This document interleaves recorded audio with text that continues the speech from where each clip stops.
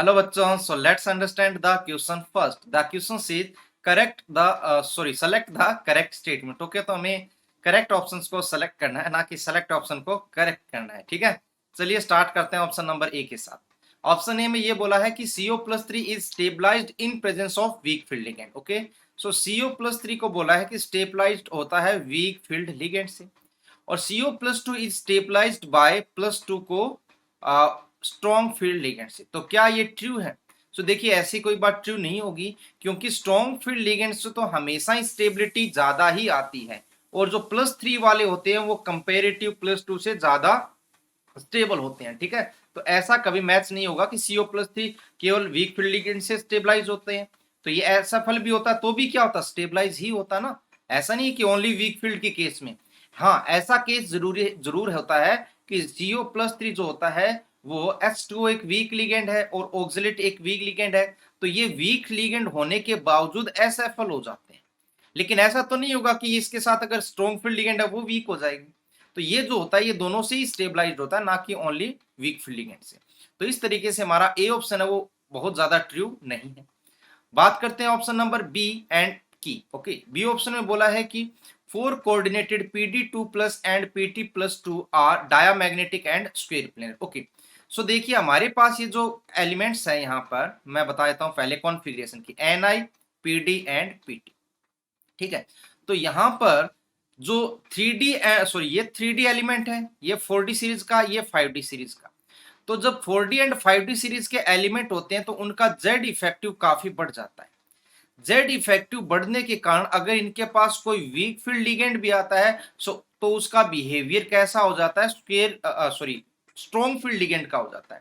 सो आप देखोगे कभी भी 4D और 5D सीरीज का कोई भी एलिमेंट है तो उसके साथ अगर स्ट्रॉन्ग फील्ड लिगेंड है तो बहुत अच्छी बात है, लेकिन अगर वीक फील्ड लिगेंड भी है तो उसका बिहेवियर क्या हो जाता है, हमेशा स्ट्रॉन्ग फील्ड लिगेंड का होता है. सो इसके हिसाब से इनका हाइब्रिडाइजेशन एक तरीके से फिक्स हो जाता है. कैसे फिक्स होता है वो मैं आपको यहां पर एक एग्जांपल से बता देता हूं. ठीक है, देखिए अब कॉन्फ़िगरेशन तो पता होना चाहिए हमें. NiPDPT का Ni का कॉन्फ़िगरेशन होता है S1D8, इसका रहता है S0D10 और ये रहता है S1D9.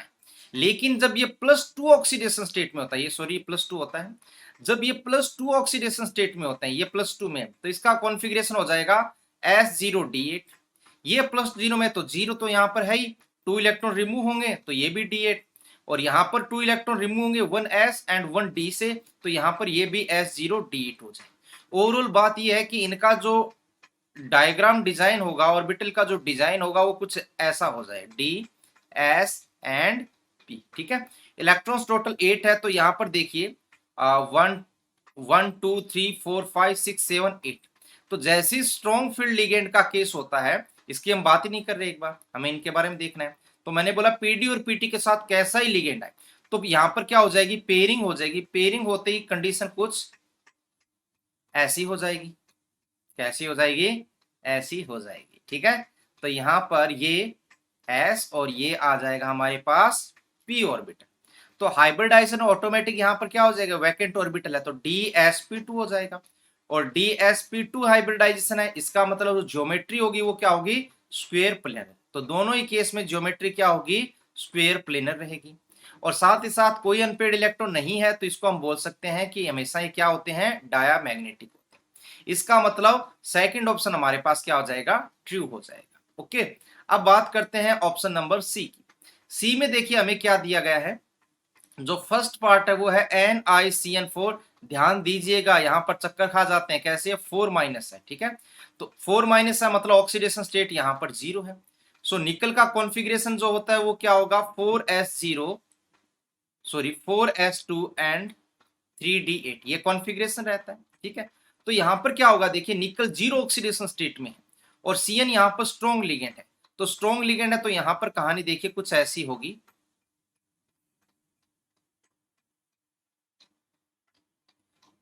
3D 4s and 4p. Okay, सो यहाँ पर 8 इलेक्ट्रॉन 1 2 3 4 5 6 7 8, यहाँ पर 2 इलेक्ट्रॉन है ना, ये 3D है और ये 4s.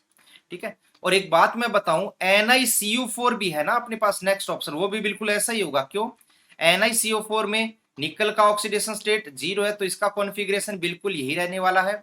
और दोनों ही क्या है, चाहे CO की बात करें और चाहे बात करें हम किसकी, CO की, दोनों ही लिगेंड यहाँ पर क्या है, स्ट्रॉन्ग फील्ड लिगेंड है, तो बिहेवियर सेम होगा। सो हमें पता है कि s ऑर्बिटल पक्का यूज करना है, तो ये इलेक्ट्रॉन्स क्या हो जाते हैं, शिफ्ट हो जाते हैं कहां पर, 3D में।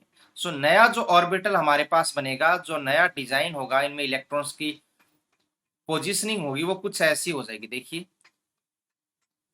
तो s वाले दोनों इलेक्ट्रॉन d में आ जाएंगे, D10 हो जाएगा, यहाँ पर s ऑर्बिटल, यहाँ पर p ऑर्बिटल। सो दोनों ही क्या हो गए, s और p वैकेंट हो गए। तो इसका मतलब जो हाइब्रिडाइजेशन है वो हमारा क्या होगा, दोनों ही केसेस में sp3 होगा, और जो ज्योमेट्री होगी वो क्या होगी, टेट्राहेड्रल, क्योंकि sp3 में ज्योमेट्री कैसी रहती है, टेट्राहेड्रल रहेगी। सो ये टेट्राहेड्रल कॉम्प्लेक्स बन जाएंगे। इसका मतलब सी ऑप्शन हमारा सही है, ठीक है। बात करते हैं लास्ट डी ऑप्शन की, ठीक है। डी ऑप्शन में बोला गया है कि Ni2 plus ion does not form inner orbital complex, ठीक है। चलिए स्टार्ट करते हैं। निकल का जो कॉन्फ़िगरेशन होता है वो होता है हमारे पास 4s2 3d8। Ni+2 का जो कॉन्फ़िगरेशन होगा वो होगा हमारे पास 3d8, ओके, क्योंकि 2s इलेक्ट्रॉन हट गए। तो अब देखिए इसके ऑर्बिटल्स बनाते हैं हम। सो 1 2 3 4 5, this is s, this is p, and इसके बाद में क्या हो जाएंगे, इसके बाद वाले ऑर्बिटल जैसे 1 2 3 4 and 5, 3d 4s 4p and 4d। तो एकदम ध्यान से देखिएगा। तो यहां पर देखिए हमें कितने इलेक्ट्रॉन्स फिलअप करने हैं, देखिए इलेक्ट्रॉन्स करने हैं Ni2 प्लस का मतलब 8। सो 1 2 3 4 5 6 7 8, ठीक है। अब अगर मैं इसको CFT से भी करता हूं, ठीक है, CFT से भी करते हैं तो भी आप कहानी समझ सकते हो, क्योंकि वहां पर जो कॉन्फ़िगरेशन होगा 3d8 का वो क्या रहेगा, वो रहेगा T2g6 एंड Eg2, ठीक है। तो Eg में 2 इलेक्ट्रॉन हो। अब देखिए यहां पर हमें बोला कि inner orbital complex, inner orbital complex का मतलब होता है पहले वाले D यूज करना, D2sp3।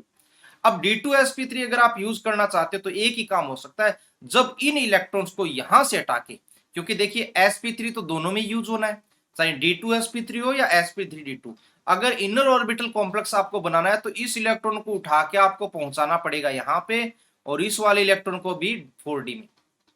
सो 3d से 4d में इलेक्ट्रॉन पहुंचाना चाहते हो तो इसका मतलब क्या हो गया, very high amount of energy required.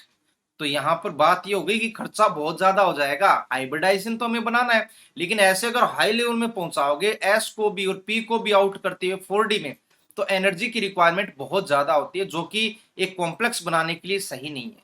क्यों, क्योंकि हम तो ये चाहते हैं कॉम्प्लेक्स लोअर एनर्जी में बने। तो यहाँ पर अगर आपने हायर एनर्जी दे दी, उसके पास बहुत सारी एनर्जी होगी, तो वो क्या होगा, अपने आप में अनस्टेबल होगा।